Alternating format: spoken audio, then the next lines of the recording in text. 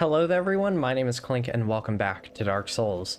Today is the day we are going to be finishing up the Artorias of the Abyss DLC with the Chasm of the Abyss, the last area. Now that we've defeated Calamite, interacted with Go, and learned everything there is to know thus far about this place, I think it's time we journey deep into here to find Manus, this primeval human we've kept hearing about, and I am so glad I didn't open my window before recording this part, because there is still a little bit of glare.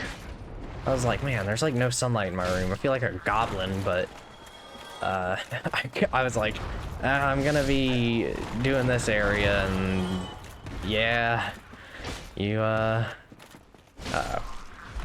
it's always, oh man, it's always the casters that give me trouble.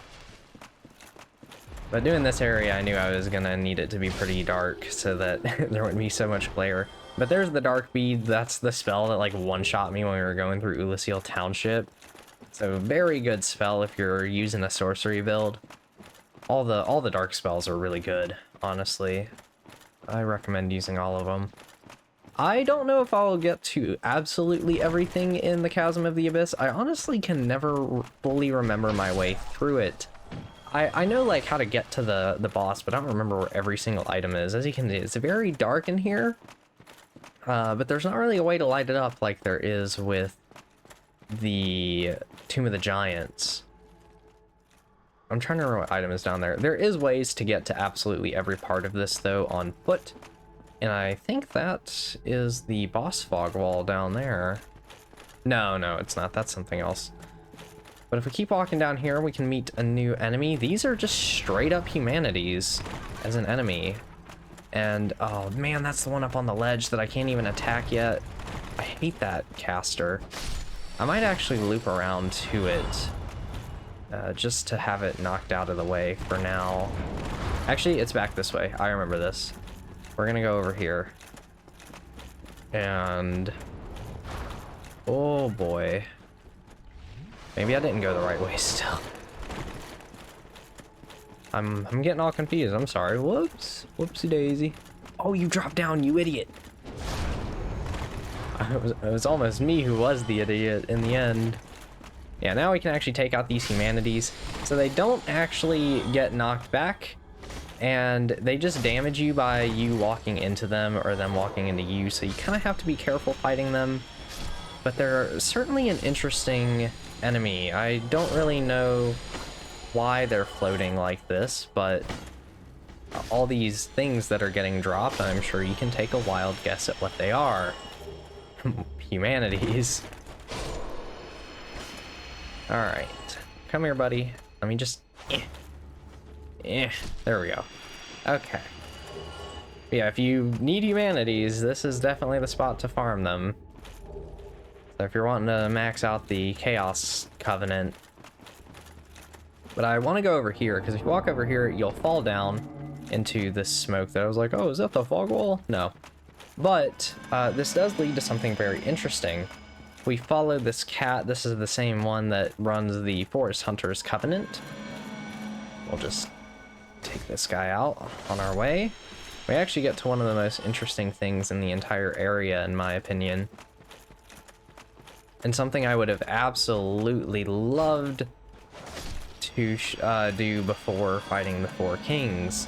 So once you get here, this is an illusory wall, and there's some more humanities behind it to take out. So we've seen Artorias, but we haven't met Artorias' best friend yet. But they're just over here. If we can take these out. These are even bigger humanities than what we've been seeing, so two-handing might work better on these. And they're actually getting knocked back a little bit. But yeah, this is Sif. She got a little bit bigger over time. But killing all these humanities will save Sif, and she will teleport out. This is the only interaction with Sif in the DLC. However, if you save her here before fighting her in the main game, then you will actually get a special cutscene where she'll sniff you and recognize you before drawing her sword anyway to fight you. Because in her mind, it's, you should already know what you're doing. Do you really want to go down this path again? And the answer is, of course, yes. But right here is an elevator. This is going to be your shortcut back up to the Ulysseal Township. I mentioned this in the last part, I think, that you could come through here. So this is going to be the shortcut back to that bonfire so that you can quickly get back to Manus if you're struggling with him or anything. But what we will do is explore the rest of the Chasm of the Abyss. It's not the biggest area, really. We'll probably be done with it in about 10 minutes total. So I'm expecting it to not take us too much longer. Even with me, like, floundering and wandering around. There's only so many paths in it. But I can tell you, you want to go down here to reach the end. But I want to come back up a little bit more, I think. Because this path we followed... No, because we followed this path. And that was all one tight-knit path. I think you'll end up... Normally you would come down this, because you want to go down there, I think, to get to Manus. But if we keep going up here, this will take you to where that sorcerer was shooting down on us from. And then we can go down here to actually progress. Which I probably should have gone down the other way, because this is the way to Manus, I think. Over here getting all confused. Like I said, I can't ever seem to fully remember my way through this area, but I end up being able to muscle memory my way over to Manus somehow. I just don't know how to explain it. Yeah, because that's the fog wall down there, so... This way is going to lead you to a white titanite slab, I do believe. Whoa, hi there.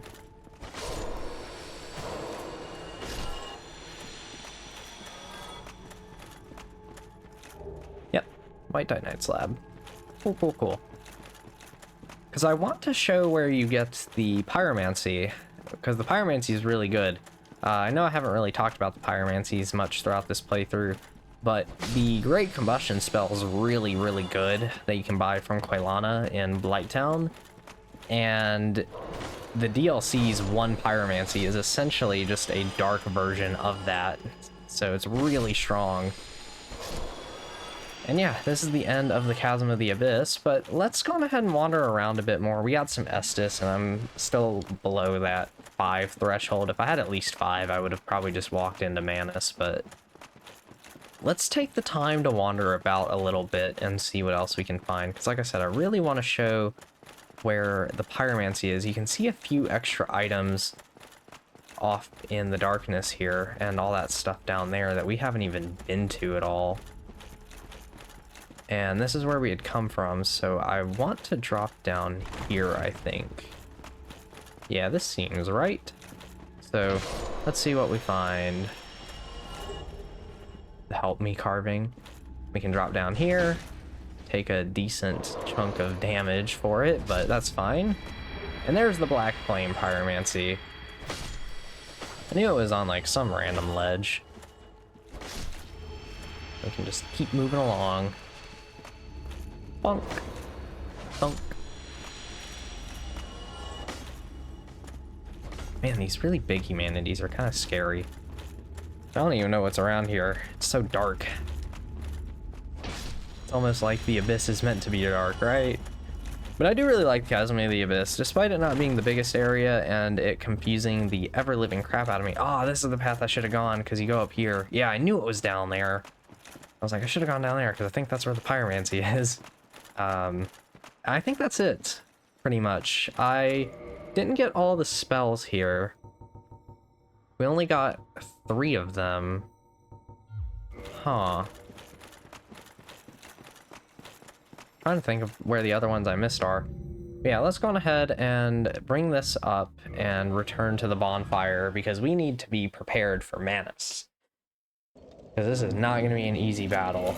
I want to unequip my Homeward Bones because having just the Silver Pendant and the Estus Flask is going to be very helpful. And I think I can level up one more time. Might as well get just a teensy bit more HP before we fight him. Manus is pretty commonly considered the hardest boss in the game. Like I said last time, I find Calamite to be the hardest one personally. I think Calamite is just more difficult to actually have a way to cheese, but Manus, there's plenty of ways around him, really. Slap on Havel's armor, kindle the bonfire all the way up to 20 Estus Flask, and honestly, you can just walk in and go ham on him, and he won't be a challenge at all doing that. Especially if you also have the silver pendant. Which I didn't even use the silver pendant on my first couple playthroughs because I didn't know it existed. So it was manageable to still tank his dark magic attacks, which we'll all see all that here in a second. But let's go down into the chasm. I wanted to not cut all this out just because I wanted to show what the full run back is like if you happen to die and you just want to know the exact route to get over there without any other fuss or hassle or anything, just because this is definitely going to be a fight that new players will die to quite a bit. And hopefully, honestly, there's a chance I'll die. I don't always beat this guy on the first try, so come up here, and then of course we have the sorcerer right here. That's when you know you're in the right spot, because you just want to go down. And I mean, we saw the route from here. It's pretty linear at this point. Not having to drop down any more paths. Yeah, it's a decently long run back, but the only thing that'll really get in your way is that sorcerer, because the other humanities should be easy enough to avoid. When you are ready, head on in. However, I do want to point out, if you stand right here, see those orange eyes down there? That is Manus. You can actually shoot him with a bow from up here and kill him from outside the arena. It's a pretty funny way to cheese him. But, of course, we're not going to do that. We're going to do this one-on-one.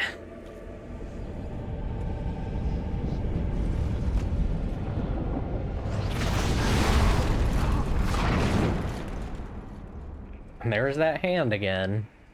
Hopefully this isn't going to be way too loud.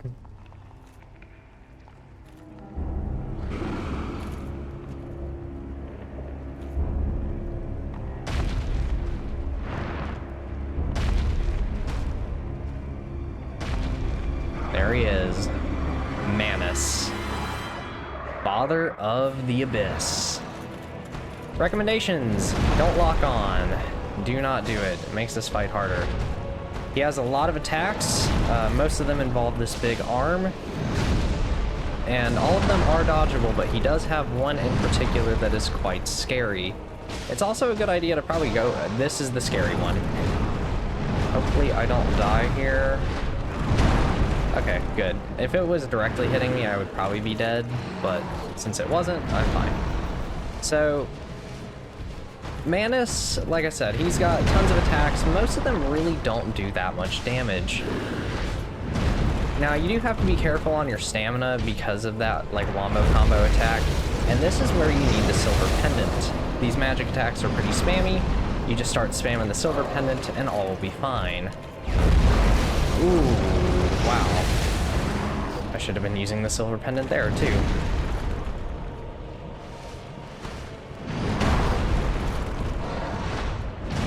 Oh yeah, there is a summon in here. I thought there was. Good thing I'm human.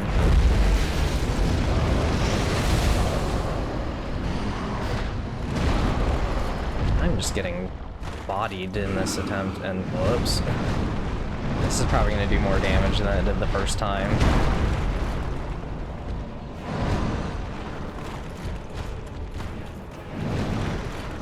Okay. Can you stop using your magic attacks, especially when I'm, like, trying to heal? That goes across, like, the entire arena, just about. This has to be the worst showing I've done on a boss yet.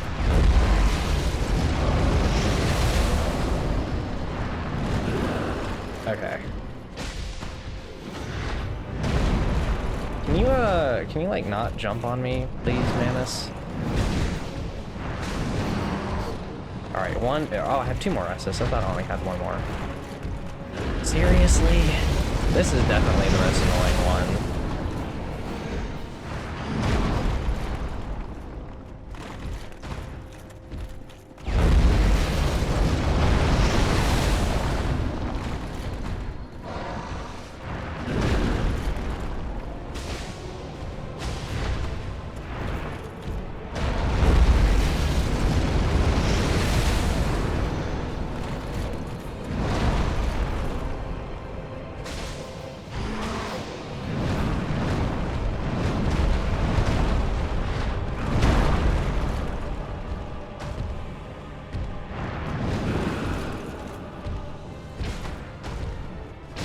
That was so awful.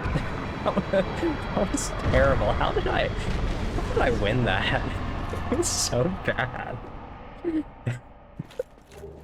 But we got through it, at the very least, and that concludes Artorias of the Abyss. Almost. I'm trying to remember what NPC it is you can actually summon down here. Level 93 is looking like it's going to be the level we're finishing the game at. And you should be able to find... Is that her? Yeah, here she is.